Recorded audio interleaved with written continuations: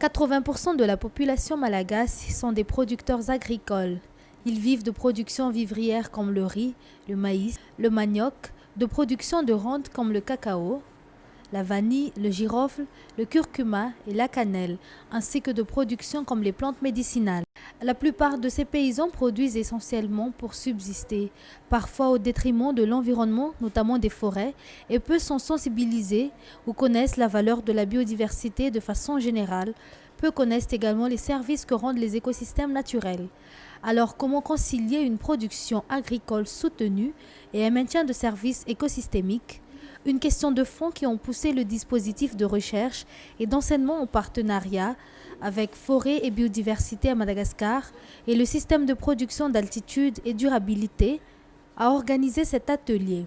Environ 120 participants et plusieurs intervenants venus d'horizons très divers ont participé à cet atelier, à savoir des chercheurs, des représentants des bailleurs, des responsables de projets de développement, des gestionnaires de ressources naturelles, les représentants du secteur privé, les agriculteurs ainsi que les institutions partenaires comme le FOFIFA ou Centre national des recherches appliquées au développement rural, l'Université d'Antananarive, le FIFA Manor, l'IRD ou Institut de recherche français pour le développement, Africa Rice, centre de recherche international travaillant sur le riz, et le CIRAD, ou organisme français spécialisé en recherche agronomique pour le développement. Une production agricole soutenue, c'est d'abord pour répondre aux besoins des populations. La population à Madagascar est en augmentation permanente, constante, importante. Beaucoup de jeunes, beaucoup de personnes. Donc il faut d'abord les nourrir.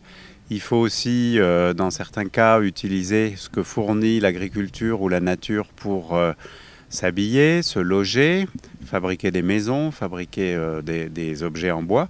Et donc ça, c'est un peu les aspects de production qui sont des services écosystémiques en eux-mêmes. C'est ce qu'on appelle des services écosystémiques de production. Mais il y a un ensemble d'autres services écosystémiques qui sont ceux que rend la nature de façon globale, sans qu'on le sache forcément et sans qu'on s'en aperçoive toujours, qui sont par exemple le fait d'absorber l'eau dans les sols, de réguler la rapidité avec laquelle cette eau va ruisseler, va passer dans les cours d'eau, de conserver le carbone qui est un des éléments de l'atmosphère là aussi dans la végétation.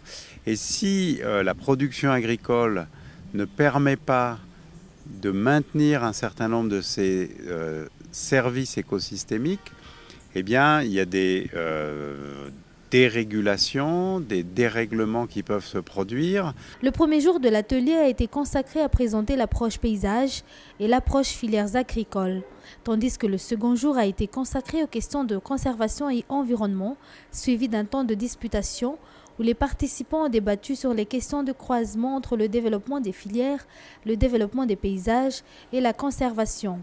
En effet, le maintien des services écosystémiques figure au cœur des préoccupations des deux plateformes de recherche, des forêts et biodiversité de SPAD et aussi du projet agriculture durable par une approche paysage et des gestionnaires des ressources naturelles tels que le MNP. Durant 2 jours, les participants ont été amenés à réfléchir aux moyens permettant de concilier les approches paysage, filières agricoles et conservation de la biodiversité, question au cœur de la stratégie du développement à Madagascar.